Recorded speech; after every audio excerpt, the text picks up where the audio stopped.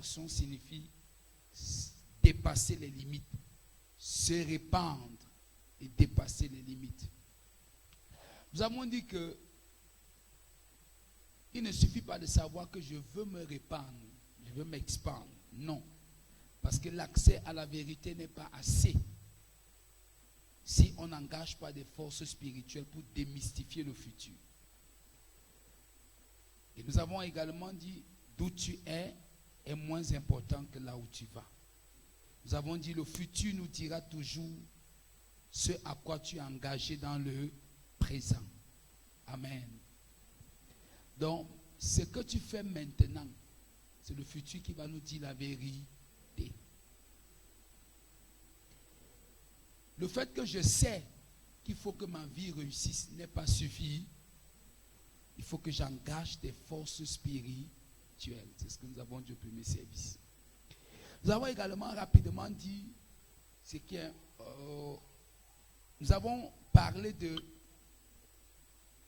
la nécessité de l'expansion. Je vais sauter parce que je ne vais pas me répéter sur ce qu'impliquait la limitation, la stagnation. Mais je vais parler de la nécessité de l'expansion. On a parlé au premier service que la première nécessité de l'expansion, c'était de révéler la souveraineté de Dieu. Autrement dit, sa dimension supérieure. Et nous avons expliqué en disant que dans cette dimension supérieure, Dieu est le propriétaire de tout. Psaume 24:1. Dans sa dimension supérieure, nous avons également dit que non seulement il est le propriétaire de tout, mais il couvre le temps, l'espace, les saisons, les années, on est ensemble, et toute une vie. Nous avons donné comme test le psaume 90, le verset 2, psaume 8, le verset 23, Ésaïe 43, le verset 13. Nous avons dit également que comme se révélant dans sa supériorité, il fait comme il veut, c'est-à-dire il est souverain. Daniel 4, 35. Il élève qui il veut, il abaisse qui il veut. Par lui, les rois gouvernent, nous avons dit la Bible. Et comme petit D de ce premier point, nous avons dit qu'il est redoutable. Il est comment? Redoutable. Ça veut dire que tout le monde tremble devant lui. Amen, amen. Tout le monde tremble devant parce qu'il est comment? Redoutable. Il est redoutable.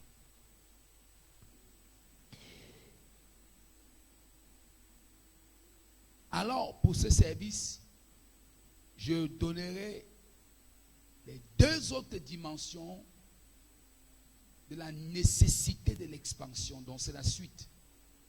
On était à la première nécessité. Ici, on va parler de la deuxième nécessité de l'expansion. Pourquoi est-ce que tu dois t'expandre?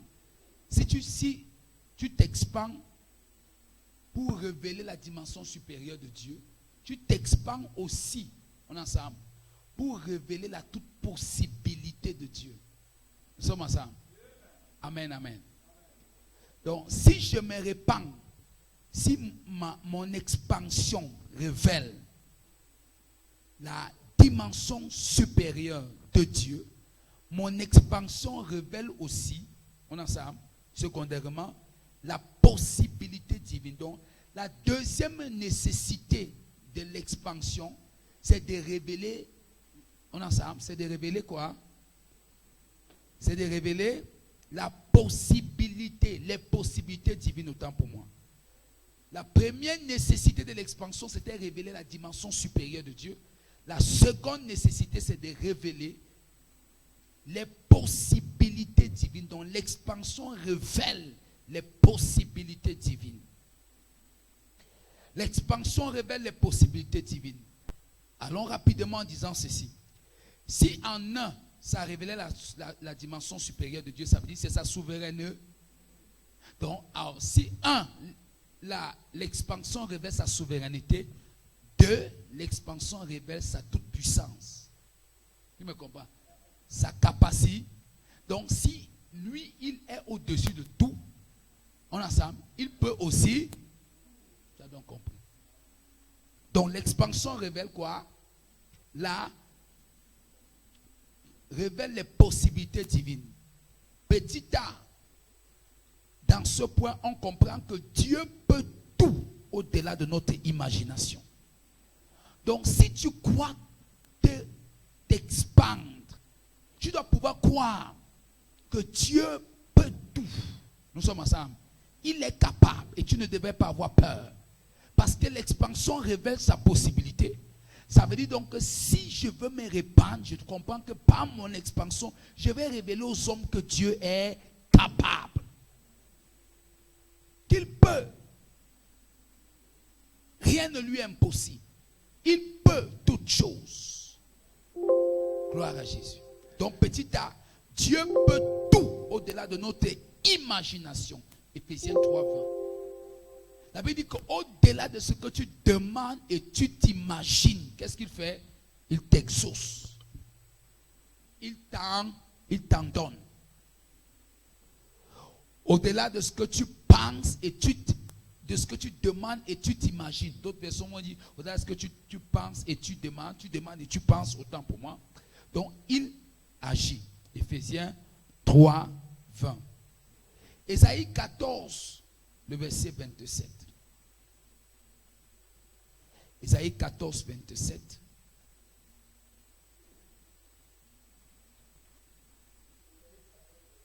Oui. L'Éternel des armées a pris cette résolution. Oui. Qui s'y opposera? Il a pris cette résolution. Il a décidé de faire. Qui peut s'opposer? Continue. Sa main est étendue. Qui la détournera? Si sa main est étendue pour agir, qui peut détourner son bras puissant? Oui.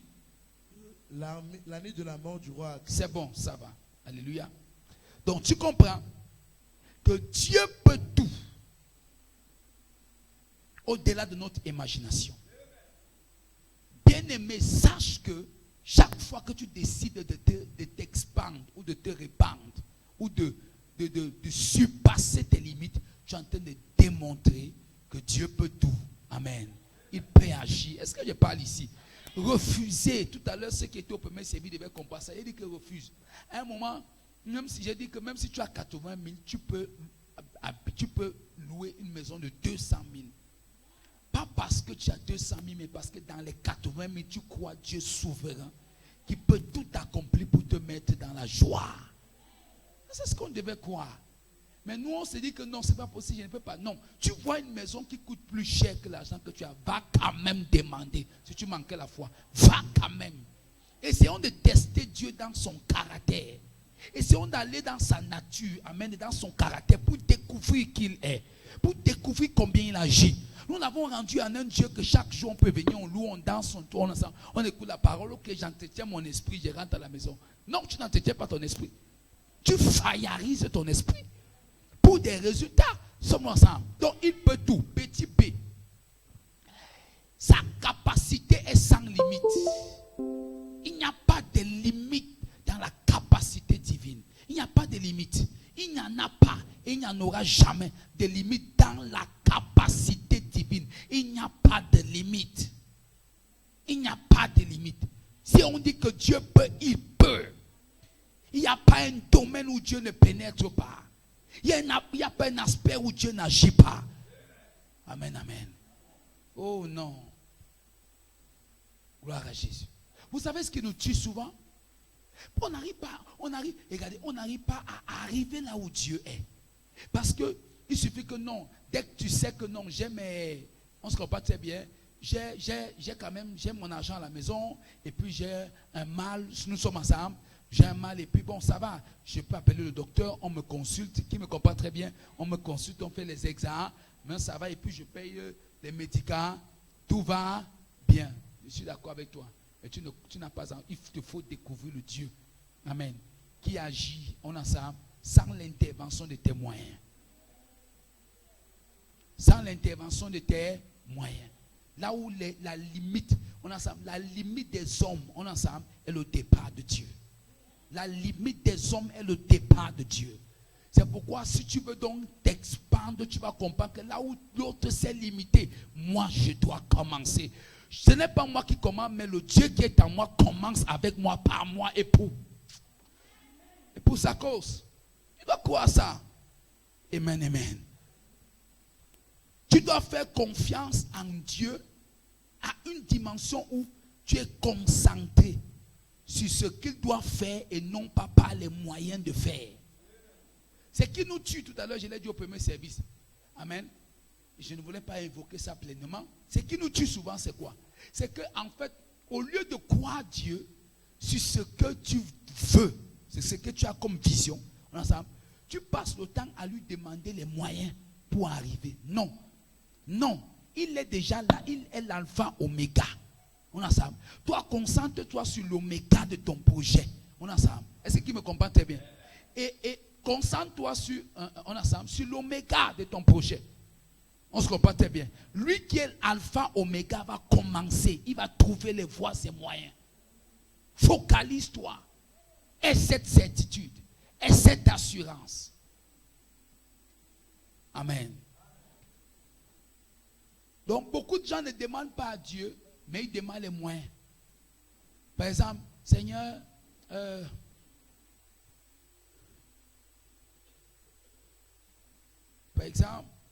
Seigneur, tout à l'heure j'ai dit, je veux la provision pour la rentrée scolaire. Au lieu qu'il dit, Seigneur, ouvre les portes pour la rentrée scolaire, qu'est-ce qu'il fait? Il dit, Seigneur, bénis ma tante pour qu'elle me paye l'école. Ce n'est pas mauvais de prier que Dieu bénisse ta tante. Amen. C'est normal. Mais dis, Seigneur, au-delà de ma tante, je prie pour que tu ouvres les portes. Pourquoi? Parce que ma tante est un moyen. Mais toi, on est ensemble, tu exauces tous les moyens. On se comprend très bien. Je ne reste pas limité à ma tante. Parce que quand tu te concentres sur les moyens, tu limites la probabilité de l'action de Dieu. Mais quand tu te concentres sur Dieu, on ensemble, tu ouvres le boulevard à sa probabilité. Qui me comprend ce matin? Donc ne ouvre pas. C'est-à-dire que ouvre la probabilité, ouvre les portes à son action. Et ça se passera au nom de Jésus. Rapidement, disons également ceci. Petit c. Si l'expansion révèle les possibilités de Dieu, on a dit Dieu peut tout. 2, sa capacité sans limite. Petit c, on est ensemble. Donc petit a, Dieu peut tout. Petit b, sa capacité sans limite. Petit c, son pouvoir est contraignant. Ça veut dire que le pouvoir de Dieu oblige des gens à agir en ta faveur. C'est ce que tu devais comprendre.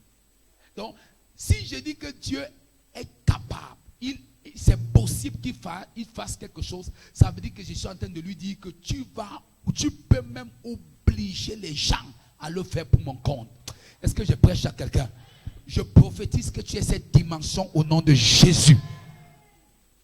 Prenez bien ces enseignements, vous les pratiquez, vous les lisez, vous les réalisez et vous priez.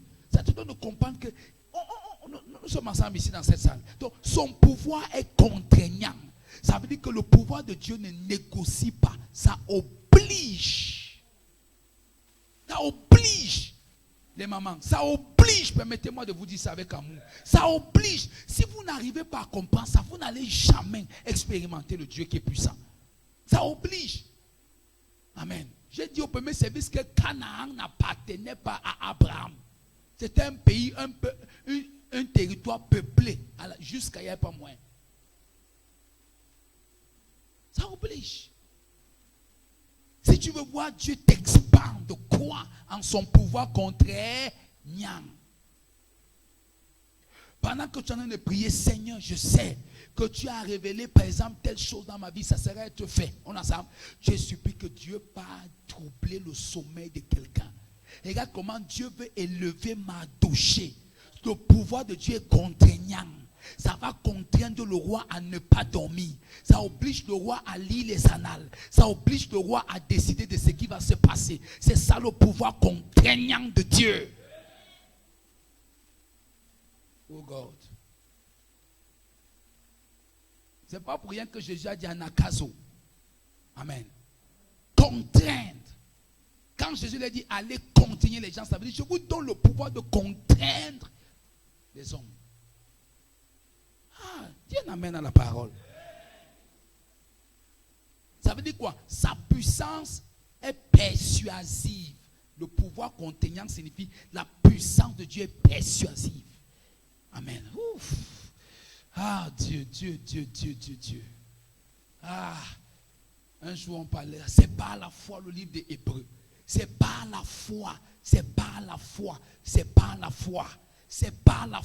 que tu peux accomplir ta destinée. C'est par la foi que tu peux construire cette maison dont tu paniques et tu crois que ce n'est pas possible. C'est par la foi que tu peux... Alors, est-ce que je prêche ici? C'est par la foi que tu peux penser construire une maison. Je te dis, c'est un duplex. Tu peux penser construire, te dis, ce sont des immeubles où les gens vont entrer en location. C'est par la foi. C'est par la foi. Son pouvoir est persuasif.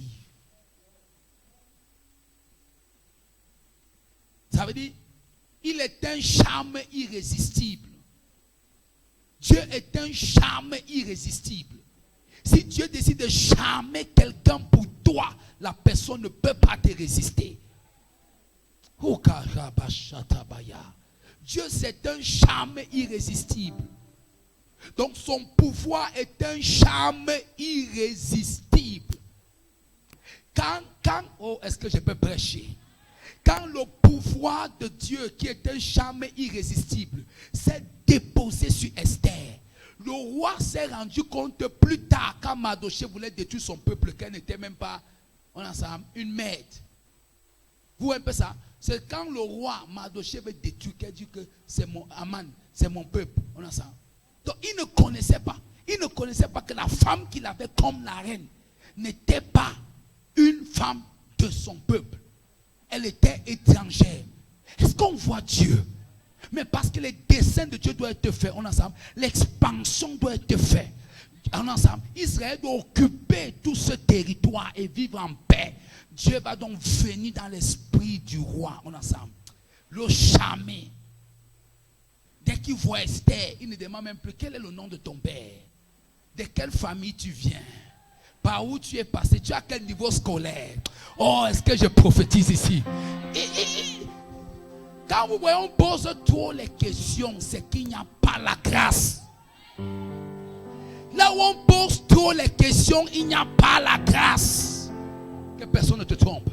Là où il y a la grâce, c'est quand les choses ont déjà été faites comme Dieu voulait, qu'on cherche à poser les questions. Mais il se fait tard parce que la grâce a déjà occupé l'espace.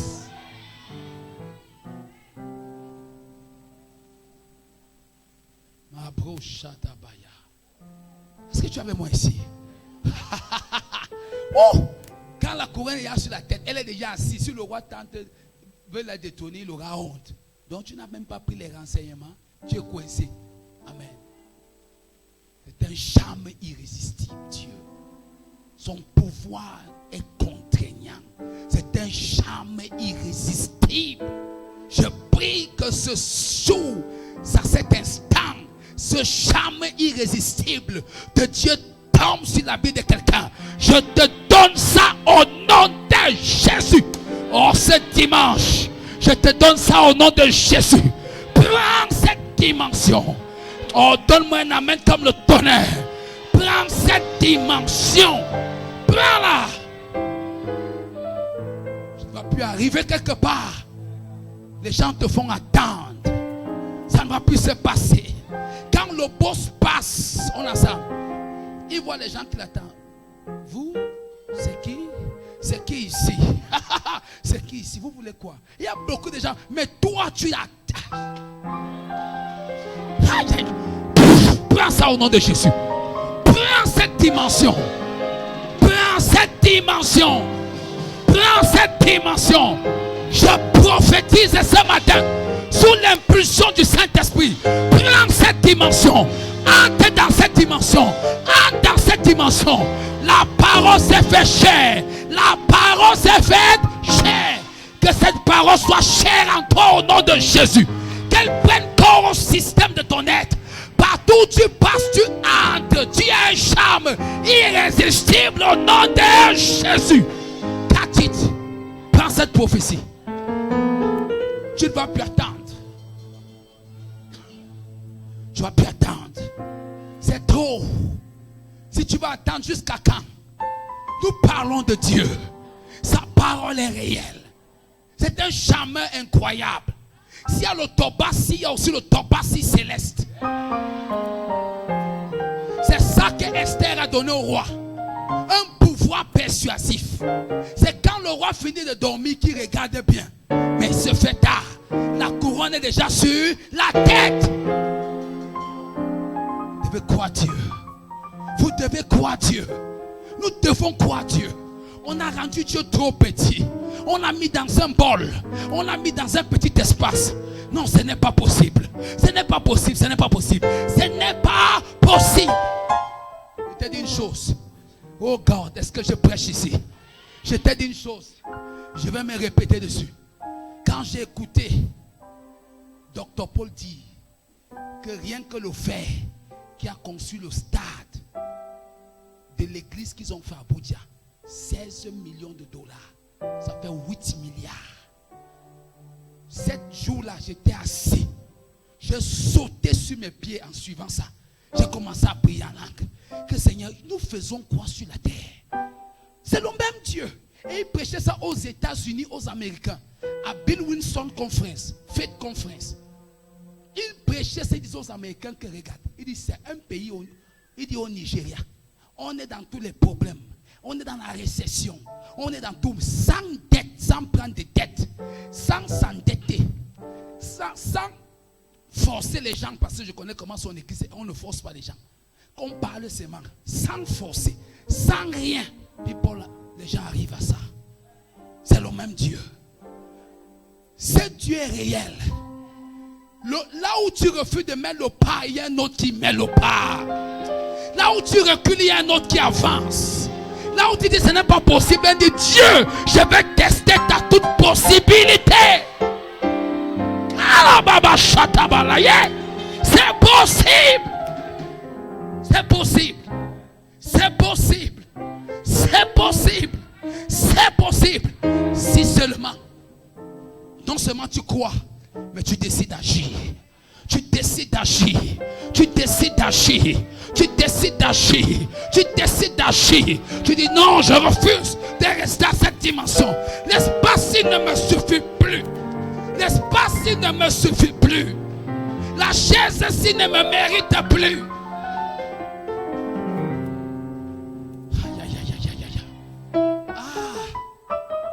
Un jour, j'ai dit à une femme, la raison pour laquelle tu n'accouches pas, c'est parce que tu n'as jamais tapé le ventre que tu portes là.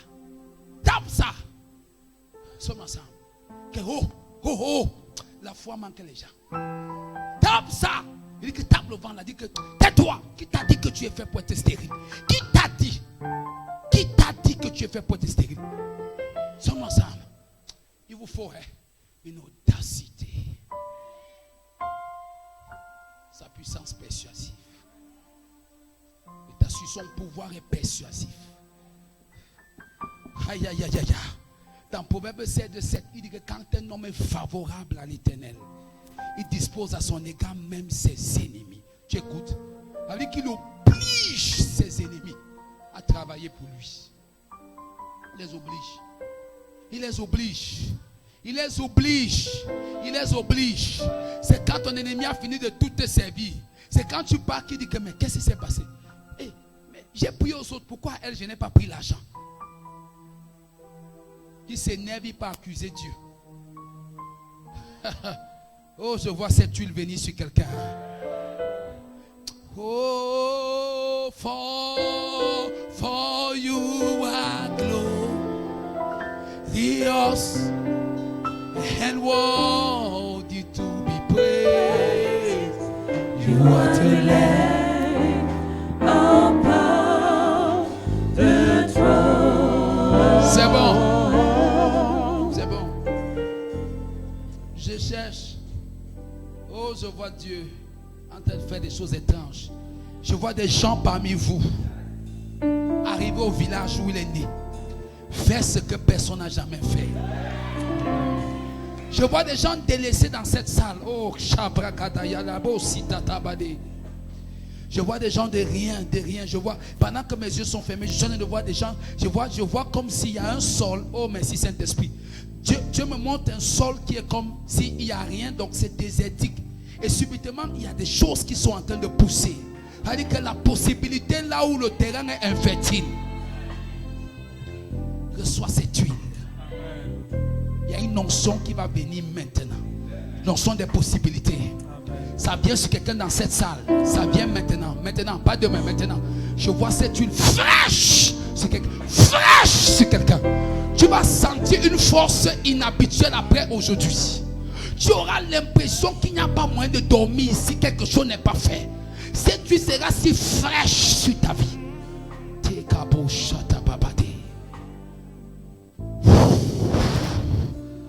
Saisis-toi de quelqu'un. Enveloppe quelqu'un. Saisis sa vie. Saisis sa vie. L'infaisable va devenir faisable. L'irréalisable devient réalisable. Dans le nom de Jésus. Assieds-toi. Petit D, il ferait le chemin. Il ferait des chemins dans l'impossible. Il ferait des chemins dans l'impossible. Il fait quoi? Dans l'impossible. Oh, permettez-moi d'entrer dans ce domaine. Il ferait des chemins dans l'impossible. Oh là là. Nous servons un Dieu de toute possibilité qui réside dans un règne de possibilités. En fait, on sert un Dieu de toute possibilité, mais qui réside dans un règne des possibles.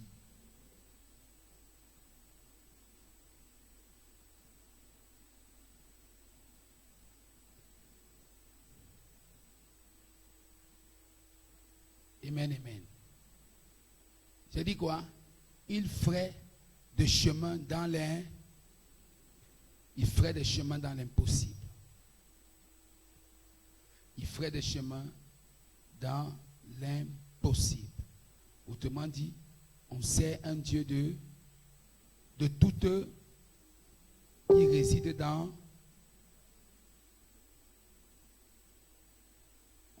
on sert un Dieu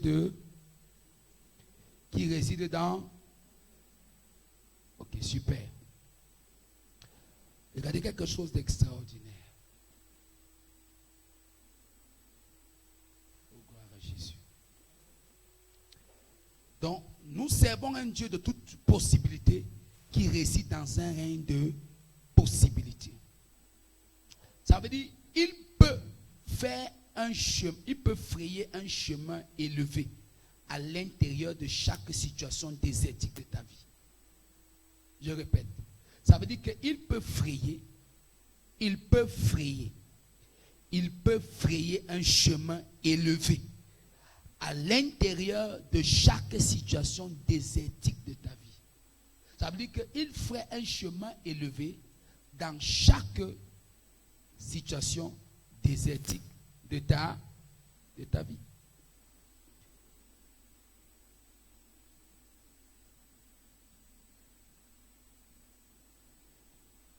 Amen, amen. Disons également ceci. La situation qui vous précède disparaît comme si elle n'a jamais existé. C'est-à-dire que parfois les situations qui sont devant toi disparaissent comme si elles n'ont jamais existé. Voilà le Dieu de possibilités que nous servons. C'est pour ça qu'on doit s'expandre, pour révéler ce Dieu. La situation qui te précède disparaît comme si elle n'a jamais existé. Alors je finis avec le troisième point.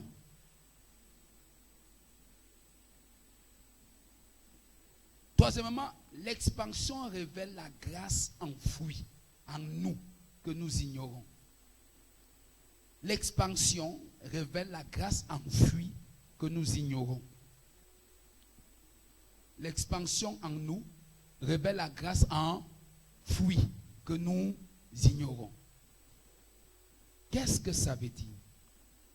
Ça veut dire que quand un homme s'expand, il va découvrir en lui qu'il y avait des grâces qu'il ignorait. Je vais expliquer. Quand un homme s'expand, il découvre en lui des grâces qu'il ignorait. Ça veut dire quoi? Un exemple, petit A. C'est face à des défis que le meilleur de toi est relâché.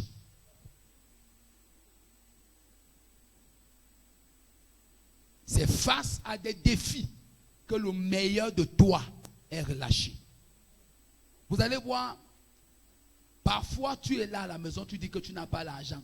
Et c'est pour ça que je ne comprends pas pourquoi c'est toujours les défis du malheur qui nous fait trouver des solutions. Tu vois quelqu'un il te dit qu'il n'a pas l'argent, mais on lui dit que non, son enfant a une petite situation à l'école, ça fait qu'on l'amène à l'hôpital. En quelques temps, il a toutes les potentialités pour trouver les relations touchées et avoir l'argent. C'est dangereux. Ce n'est pas normal. Ça veut dire que cette personne-là est liée par un esprit qui la pousse toujours à ne résoudre que des problèmes sans changer, sans transformer les problèmes en solutions. Et ce n'est pas bien. Il faut qu'on t'impose les mains. Dieu amène, Jésus est vivant. Deuxièmement, l'hostilité et l'environnement provoqueront toujours la créativité en toi. L'hostilité, on a ça, l'hostilité, dans la difficulté, l'hostilité de l'environnement provoquera toujours la créativité en toi. Ça veut dire que quand quelqu'un est dans un environnement hostile, un environnement difficile, et qu'il décide de s'expandre, on a ça, qu'est-ce qui va se passer? Il va découvrir en lui quelque chose d'extraordinaire. C'est un esprit de créativité. C'est pour ça que vous devez vous expandre. Chaque fois que tu cherches à briser les limites, on a ça, tu vas découvrir en toi, à cause de l'hostilité de ton environnement, un esprit de créativité. Tu vois, je prends un exemple. Amen, amen. Regardez par exemple quelque chose. Mettez un enfant ici, debout, qui ne sait pas descendre. Qu'est-ce qui se passe? L'enfant là va rester. Il aura peur. Mais à un moment donné, il va pleurer. Il n'y a peur. Qu'est-ce qu'il va faire? Boum, tu as compris, il va s'asseoir. Mais au début, il pleure. Pourquoi? Parce qu'il attend de l'aide. C'est pour ça que vous ne comprenez pas pourquoi Dieu durcit parfois des choses. C'est pour que tu découvres un côté de toi que tu ignorais. Un esprit d'ingéniosité, de créativité. Subitement, l'enfant s'assoit. Après, tu commences à voir, il tire ses fesses.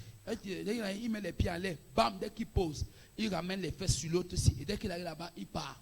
C'est fini. Mais si on l'avait porté, il n'aurait jamais découvert cette technique. Alléluia.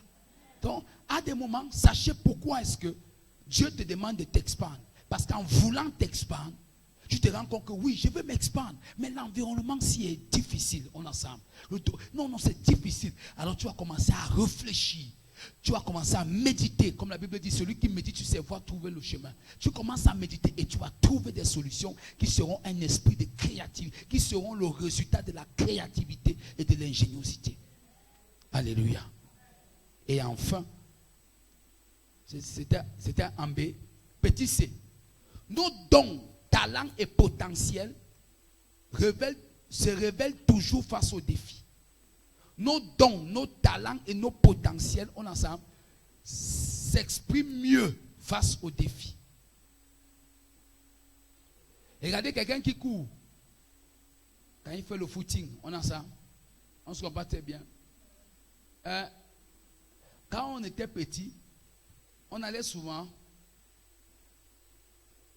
on avait un papa au quartier là qui avait un verger. Quand le papa n'est pas là, vous connaissez l'histoire. Amen. Nous tous on se rassemble.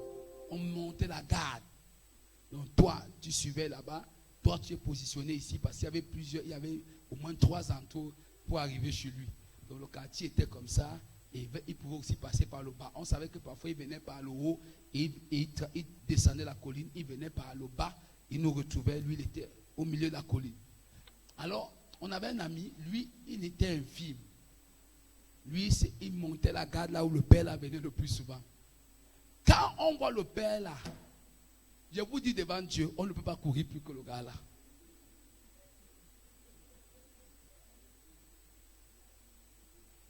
Je ne vais pas donner son nom ici parce que les gens suivent. Je vois même un ami en ligne, donc il ne peut pas donner le nom. Il était dangereux. Et je vous dis, je ne sais pas. Et comme donc il ne connaissait pas Dieu, aujourd'hui c'est lui le chef bandit de tout le secteur où on a grandi. Chef bandit. Il a fait la prison fatiguée.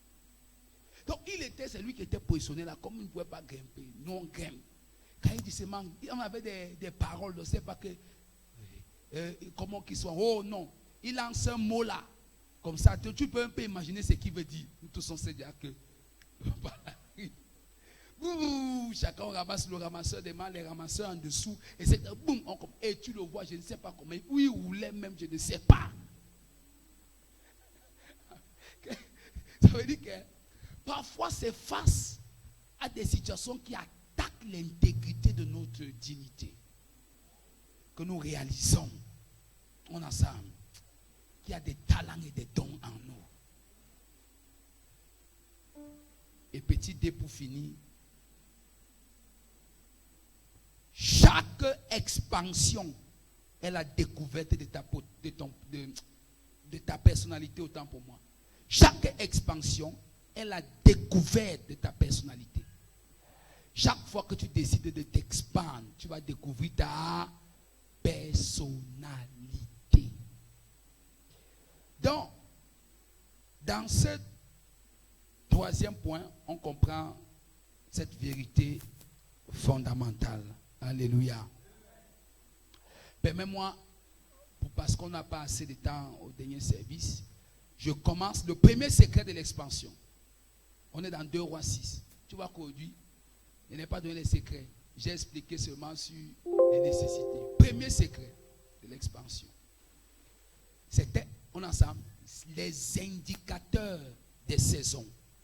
Le point si important. Le premier secret de l'expansion, je te prie, c'est les indicateurs des saisons. Suis-moi très bien. Ça, c'est ce que Dieu a ouvert mon esprit. Premier secret, les indicateurs des saisons. Donc, j'achève ce deuxième service dessus. Permettez, parce que le troisième, on n'aura pas assez de temps. Les indicateurs des saisons. Dans 2 Rois chapitre 6, qui est notre texte de base, malheureusement, ceux qui sont venus à ce service n'ont pas vu. Dans 2 Rois chapitre 6, quelque chose est impressionnant. Dans 2 Rois 6, la Bible dit que les fils des prophètes qui étaient en face d'Élisée ont vu que l'espace était déjà étroit. Ils ont dit, on a ça. Donc en fait, il y a ce qu'on appelle les indicateurs. On a ça. Donc les indicateurs des saisons. Les indicateurs. C'est-à-dire, si, je ne sais pas, permettez-moi, donnez-moi l'opportunité de vous expliquer ça. L'un des premiers secrets, si tu veux t'expandre, ce n'est pas le jeûne et la prière. C'est faux. Le premier secret, ce sont les indicateurs des saisons. Et ça, c'est Dieu qui m'a parlé. Quand Dieu m'a parlé lundi, le jour même où j'étais en train de prier pour l'anniversaire personnel, Dieu me dit, regarde, le test, j'étais assis. Le test là est apparu dans mon esprit. Et comme je le connais, il a commencé à me détailler ça. Donc, qu'est-ce qui se passe avec les indicateurs des saisons? Ça veut dire qu'en fait, chaque fois que l'espace où tu es trop petit, on a ça, devient trop petit, avant que tu ne le réalises à tes yeux, on a ça, il y a des choses qui se produiront d'abord à l'intérieur de toi. C'est ça ce que j'appelle les indicateurs des saisons. Par exemple, quand la saison sèche, finit déjà, la saison des pluies vient, il y a des indicateurs de la saison des pluies que toi-même tu connais. Tu commences à sentir un vent qui est frais, amen, chaud, mais en même temps frais.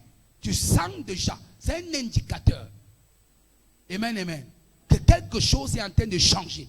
Il y a un mouvement, il y a comme une imposition de choses. Il y a comme des choses qui veulent se mettre en place d'elles-mêmes. C'est la même chose sur le plan spirituel dans ta vie. Chaque fois ta vie est exactement comme ça. Chaque fois que les choses veulent se mettre en place. Puisque la Bible dit que je te connais avant la fondation du du monde. Je sais ce que j'ai. Ça veut dire que Dieu lui-même, à chaque fois, il veut mettre les choses en place dans ta vie, selon qu'il connaît avant que tu n'existes. Qui me comprend très bien. Mais maintenant, Dieu ne va jamais les mettre par son propre pouvoir. Non. Il faudrait que toi, tu saisisses les indicateurs des saisons. Tu saisis que les choses sont en train de changer. Les choses veulent déjà se mouvoir. Je passe déjà d'une étape à une autre. Quelque chose, il y a déjà des choses qui veulent se mettre en place. Et si elles doivent se mettre en place, je dois les comprendre.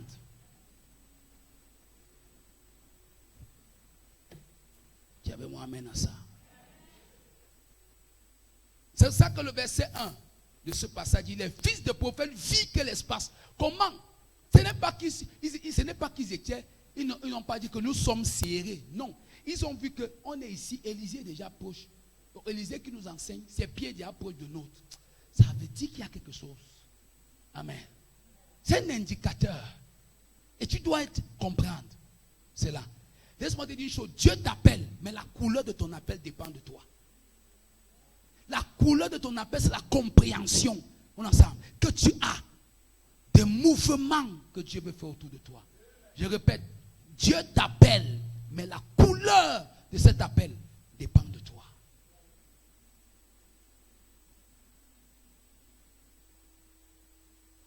Amen. Seulement ça. Il y a des signes qui précèdent toujours les mutations des saisons. Et c'est à toi de les reconnaître. Premier signe. Une satisfaction. On a ça. Une satisfaction habituelle te quitte. Le premier signe qu'il y a un changement de saison, c'est lorsqu'une satisfaction, on a ça, quand tu comprends les indicateurs des saisons, il y a une satisfaction habituelle là que tu avais, ça te quitte. Ce n'est pas que la chose que tu fais n'est pas bonne. Qui me comprend très bien. Ce n'est pas que tu n'es pas sur le bon chemin. Mais c'est juste qu'en fait, il faut passer à un autre niveau. Il ne faut plus se plaire à là où tu es assis. L'espace là-haut, l'espace là réclame. On a ça, ça dit que ton don, ça dit que le potentiel est déjà supérieur à l'espace. Et l'espace risque de l'éteindre ou de l'étouffer. Par conséquent, il faut casser le mur. Ce que les fils de prophètes ont fait. Ça, c'est personnel avec le Seigneur. Je t'assure. On dit quoi? La satisfaction inhabituelle, vous la perdez.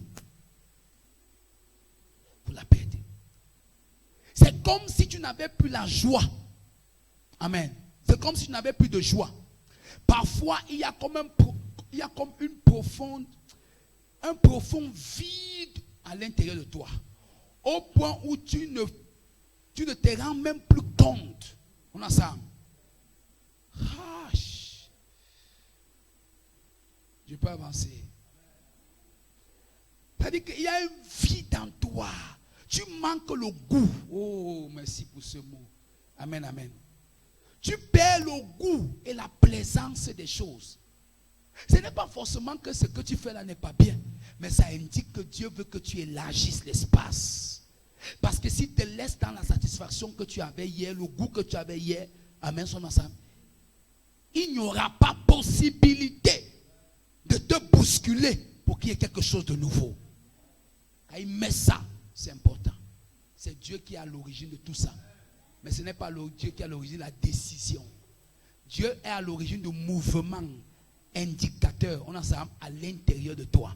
Mais il n'est pas à l'origine des décisions à prendre. Ça veut dire que Dieu était à l'origine des indicateurs autour d'eux. Mais ce n'est pas Dieu qui a dit que allez couper le bois. C'est eux-mêmes qui ont dit, hé, Élisée, nous sentons que l'espace est déjà trop petit. On a ça,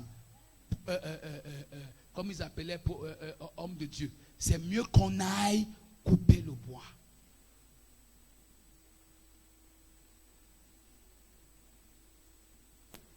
Amen. Oh, je prêche à la cité du réveil. Je crois que si j'étais ailleurs, les gens allaient crier Amen à la parole. Et parfois, parfois, si vous ne faites pas attention, on a ça, vous devenez désagréable aux personnes qui sont autour de vous. Parce qu'en fait, il y a quelque chose qui se passe, mais si toi-même tu ne fais pas attention, amen, tu risques de te faire des problèmes avec les gens parce que tu penses qu'ils ne te comprennent pas. Oh non, vraiment. Oh, c'est pas possible. Non, c'est que c'est God. Amen, amen, amen. Ça se marque aussi par le fait qu'à un moment, tu perds l'envie de manger. Tu perds même l'envie de la soif, le sommeil, tout ça. Amen, ça te manque. On a ça. Tout ce que tu veux parfois. C'est-à-dire que la seule chose qui te permet parfois d'être un peu à l'aise, c'est quand tu te retrouves en train de prier, en train de lire la Bible. Et parfois tu veux seulement vouloir seulement lire la Bible, vouloir seulement gêner, vouloir seulement... Tu comprends un peu ce qu'il explique. Parfois même tu perds même le goût d'aller au travail. Tout ça. Ce n'est pas que tu ne vas pas au travail. Pas au nom de Jésus. Mais je suis en train de te donner les indicateurs. Tu perds ce goût-là. Non, ça ne veut dire pas que le travail a un problème. Non, c'est que, en fait, Dieu voudrait que quand ça va atteindre le maximum ici, tu vas même dire parfois au boss que boss, je voulais demander la permission pour 3 jours parce que tu veux entrer dans la retraite en ce moment. Donc Dieu fait ça pour te pousser, te mettre jusqu'au bout, jusqu'au mur. Et quand tu es coincé, en ce moment donné, donc, tu disposes de tout ton être pour être seul en ce moment-là. C'est là il dit, ok, prends alors, voilà ce que je voulais te dire depuis que tu ne comprenais pas ce que je faisais autour. Petit B, vous êtes fatigué du statu quo. Il dit au petit A, vous êtes fatigué du statu quo. Vous ressentez que l'espace est petit, tout est petit. Tu te sens petit. Même quand tu prêches, même quand tu fais tout, les gens croient qu'ils sont contents, ils sont bénis. Quand toi tu es seul, tu dis que ce n'est pas ça. Amen. Sommes ensemble. C'est ça. Alléluia. Que Dieu te bénisse. Je ne voulais pas laisser ce deuxième service sans mettre ça dans ta tête, qu'il te bénisse. Comprends ces choses. Baisse la tête. Prie là où tu es, cette parole